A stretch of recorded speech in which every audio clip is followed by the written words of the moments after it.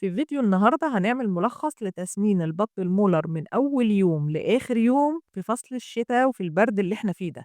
هديكي كل أسرار تربية البط المولر وإزاي تربي النوع ده من البط وتوصلي كمان لأعلى الأوزان وفي أقل وقت. لأن أنا بعتبر إن النوع ده بصوا من أحسن الأنواع اللي تديكي أعلى الأوزان في أقل الأوقات، وكمان عايزة أقول لكم إن مناعته تعتبر مناعة قوية جدًا وكويسة جدًا في فصل الشتا عن أنواع تانية كتير من أنواع البط. السلام عليكم ورحمة الله وبركاته، إزيكم يا أغلى أخوات ومتابعين سمسمة، يا رب تكونوا بخير وبيوتكم دايمًا تكون مليانة وعمرانة بالخير. اذكروا الله يا حبايبي ألا بذكر الله تطمئن القلوب، وصلوا على الحبيب المصطفى، اللهم صل وسلم وبارك على سيدنا محمد قلبكم يطيب.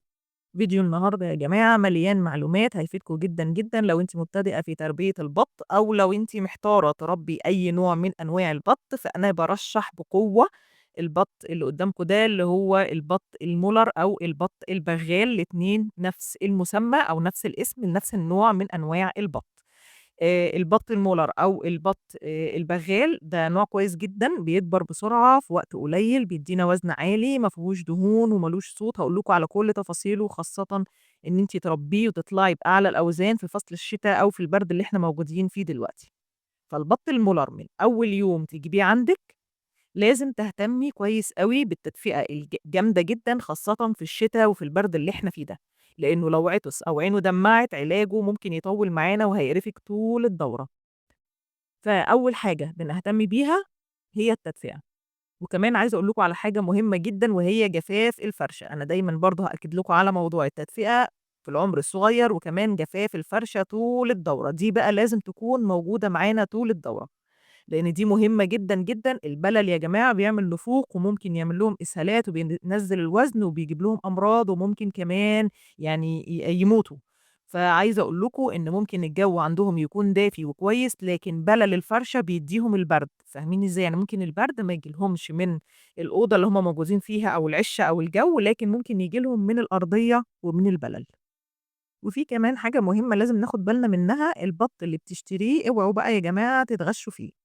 البط اللي واضح قدامنا دلوقتي في الفيديو ده مش بط مولر، ده البط الرخيص اللي في السوق اللي سعره بيكون أقل بكتير من البط المولر، ده اللي هو البط البكيني أو الشرشيري أو الفرنساوي، أغلب التجار بيضحكوا بيه على الناس وبيبيعوه على إنه بط مولر، لكن هو مش بط مولر، فلازم تكونوا عارفين شكل البط المولر. فالبط المولر شكله معروف ومختلف، المنقار بتاعه بيكون فاتح، بيكون يعني أبيض كده أو لونه وردي مش أصفر أو برتقاني، اللون الأصفر أو البرتقاني الغامق ده عادةً بيكون بط بكيني أو فرنساوي، رجليه كمان بتكون فاتحة، حجم البط بيكون معقول عن الأنواع التانية، وكمان أحجامه بتكون في نهاية الدورة كلها متقاربة، مش هتلاقوا بقى فيه وزن عن وزن يعني. البط المولر ده هو سلالة مخصصة للتسمين فقط، يعني بط عقيم ما نقدرش إن إحنا نرقّد منه ولا إن إحنا ناخد منه سلالة ونعمل بقى في البيت يعني. طعم لحمه كمان عشان الناس اللي بتسأل على طعم اللحم، طعم اللحم حلو وطعمه مش دسم، شوربته خفيفة ولحمه أحمر كده بالضبط زي البط البلدي والبط المسكوفي. عايزة أقول لكم إن طبعًا من مميزاته إنه تسمينه سريع، من 60 يوم تقدري تدبحي منه. بس لمّا تشدّي كده ريشة من الجناح وتلاقيها جفِّت، يعني ما فيهاش دم، فالبطة كده تقدر إن أنتِ كده تدبحيها. البطة على شهرين ممكن تعدّي معاكِ ل4 كيلو، بس طبعًا تكون متغذية كويس وتكون أكلة كويس. في معلومة مهمة كمان يا جماعة لازم تاخدوا بالكم منها كويس، إن حد أقصى للدبح بيكون 3 شهور أو اللي هو ال90 يوم. لو قعد أكتر من كده بيفرّغ وبيخِس وبياكل وما بيدّيكيش لحم، فما تسيبوش البط المولر أكتر من 3 شهور، أول ما يجيب معاكم وزن ويعني وزن كويس اذبحوا على طول وما تستنوش وتقولوا إن أنا مثلًا هنستنى علشان الوزن يزيد، لأ الحكاية دي غلط خالص، ده هو بالعكس بيخِس وبيفرّغ. وأول ما تجيبيه بقى من عُمر يوم، استقبلي على مَيّة بعسل أسود أو كيس محلول معالجة الجفاف زيه زي الفراخ البيضا بالضبط، وده بيكون في أول يوم. بعد كده بنحط دوا التحضير من تاني يوم مضاد حيوي تنفسي ومعوي لمدة 3 أيام، زيه زي الفراخ البيضا بالضبط يا جماعة في استقباله وهو عُمر يوم. طب لو أنتِ بقى جايباه عُمر أسبوع أو عُمر 20 يوم، تعملي إيه؟ بيبقى خلاص هو كده متحضّن.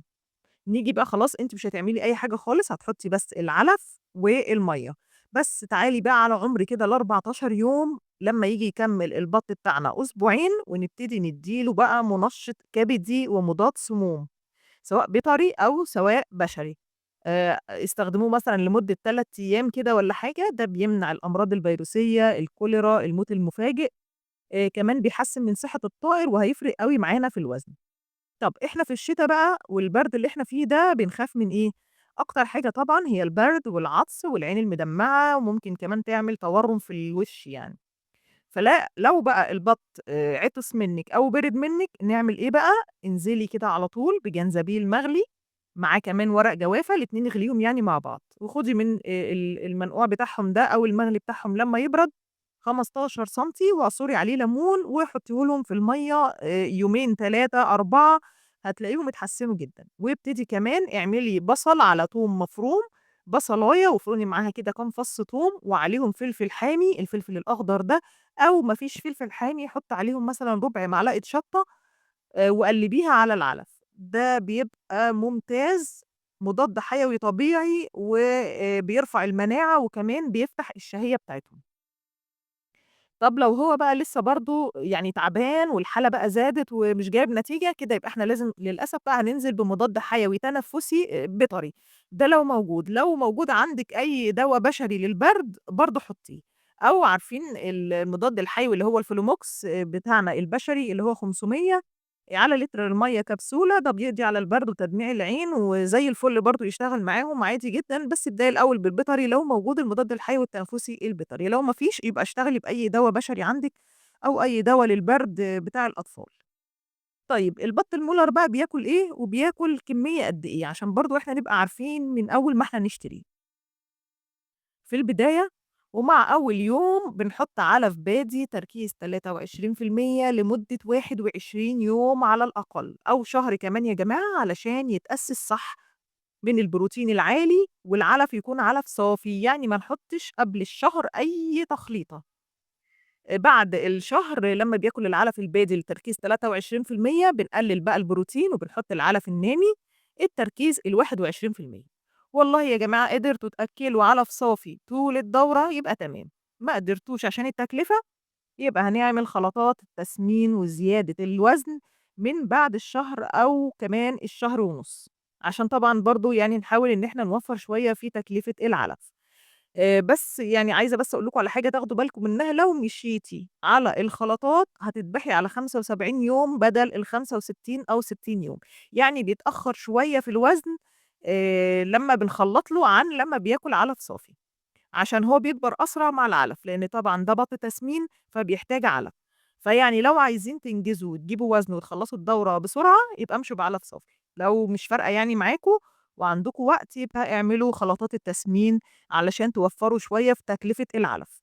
البطة المولر بتاكل قد إيه؟ بتاكل من 9 ل10 كيلو علف خلال الدورة بتاعتها اللي بتوصل لحد 70 يوم وكمان لحد ال3 شهور. مش مهم إن هو يكون علف بالضبط، يعني المهم إنها تاكل من 9 ل10 كيلو سواء بقى من الخلطة أو من العلف. عشان تدّيكِ وزن قد إيه ال10 كيلو اللي هتاكلهم دول، هتدّيكِ وزن من 4.5 كيلو ل5 كيلو. كمان لازم نحافظ على حاجة مهمة جدًا بأكد عليها، البط يا جماعة بلاش يحصل له افتراس، يعني بلاش يشد في ريش بعضه، لازم نحافظ على الموضوع ده جدًا. إزاي بقى؟ بإنِّك تبقي موسّعة المكان، بلاش نكون مضيّقين عليهم، ما نقطعش العلف نهائي، يعني حتى خلطة التسمين اللي إحنا هنعملها لازم يكون أكتر كمية فيها هي العلف، يعني ما نقطعش العلف تمامًا. ليه بقى؟ علشان ما يحصلّوش موضوع الافتراس ده. لو حصل بقى يعني لا قدّر الله وبدأوا يشدّوا في ريش بعض، هنعمل إيه، هننزّل أول حاجة أملاح معدنية ونرُش كمان ملح الطعام بتاعنا العادي ده على الأكل، ونقص طرف المنقار من فوق، الجزء بس بتاع الضافر اللي موجود من فوق، وننزّل بقى الفيتامينات ونحاول إن إحنا نوسّع المكان. ولمّا البَط بتاعنا بيبتدي يريّش، ممكن بقى ساعتها تقدري بقى تقفلي عليه اللمبة اللي هي مدفياهم، ما فيش مشكلة خالص إن إحنا نقفل اللمبة الصفرا ونفتح لهم لمبة بيضا، بس نكون كمان مقللين الإضاءة، علشان الإضاءة الزيادة برضه بتعمل لهم افتراس. يعني البَط المولر مناعته قوية، فلمّا يبتدي يكبر شوية ويبتدي يريّش، عادي لو أنتِ هتقفلي عليهم المكان، فتقدري إن أنتِ تشيلي اللمبة اللي هي لمبة التدفئة، وتفتحي لمبة عادية. ونبتدي نوسّع المكان وجفّفي الفرشة باستمرار. البلل يا جماعة هو سبب الإسهالات والبرد وحرام الأوزان، فبيسرق الوزن. يعني يا ريت كمان المكان اللي هياكلوا فيه ما يبقاش هو أو ياكلوا ويشربوا مش هو المكان اللي بيباتوا فيه، علشان المَيّة بت بت أنتم عارفين إن البَط يعني بجميع أنواعه بيبهدل الدنيا مَيّة وبيشرب مَيّة كتير أوي، فبتبقى دايمًا الفرشة بتاعتهم مبلولة.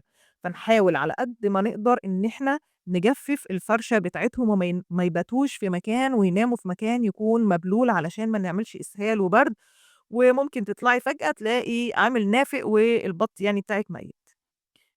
لمّا بقى يوصل لعُمر الشهر يا ريت، يا ريت تعرّضوه للشمس، لو مش هينفع أو بيتربّي في بطارية كده زي حالاتي، فطبعًا ما بنقدرش إن إحنا يعني نعرّض للشمس، فهنعمل إيه، هنعوّض الكلام ده بالكالسيوم والفيتامينات، لازم على طول نستمر بالكالسيوم والفيتامينات، نحطها في المَيّة، ولازم كمان نستمر على الأملاح المعدنية وننزّل لهم مثلًا فيتامين أ، د، 3 وهي السيلينيوم مرّتين في الأسبوع على الأقل وده لنهاية الدورة.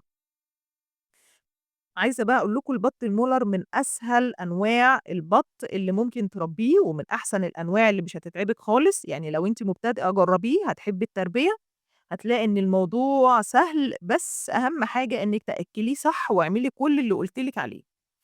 طب لو حابين بقى إن أنتم تجيبوه وتكسبوا منه أو تعملوه مشروع وتبيعوه، عشان أكون يعني صادقة معاكم، هو سعره تجاريًا وقت البيع بيكون منخفض قصاد التكلفة، لإن سعره وهو كتكوت بتكون نفس سعر البط المسكوفي، لكن سعر لحمه وقت البيع بيكون أرخص كتير من المسكوفي. فلو عاوزة تعملي حاجة تجارية يعني للمكسب وتعملي بيها مشروع، تجيبي كده كام بطاية تكسبي منهم، يبقى المسكوفي الأصلي اللي هو أو المسكوفي البيور اللي هو R41 أو المسكوفي الخليط أو الفرنساوي أو الستار، دول كمان تسويقهم يعني بيبقى كويس، ودول يعني شغالين تجاريًا أكتر وليهم زباين كتير. لكن عايزة أقول لكم برضه هو برضه البط المولر بدأ مؤخرًا إن هو ينتشر ويكون برضه ليه زباين، لكن سعر البيع بتاعه للأسف مع التكلفة بتاعته بيكون قليل. فلازم كده برضه يا جماعة نحاول إن إحنا نحافظ على صحة البط، إن ما ييجيلوش إسهالات، لإن ده بيسبب نقص في الوزن، وكمان حاجة مهمة نسيت أقول لكم عليها، ما نجوّعش البط ونحط له كميات مناسبة من الأكل، عشان النوع ده لو جاع أو عطش يعني سواء عطش أو سواء جوع برضه بييجي له افتراس. كده إحنا وصلنا للنهاية، مستنية منكم التشجيع باللايك، والقناة فيها حاجات كتير أوي هتفيدكم، شوفوها وما تنسوش الاشتراك يا أغلى أخوات. عشان تشوفوا كل الفيديوهات اللي هتفيدكم إن شاء الله. دمتم بخير وبيوتكم دايمًا مليانة بالخير. السلام عليكم ورحمة الله وبركاته.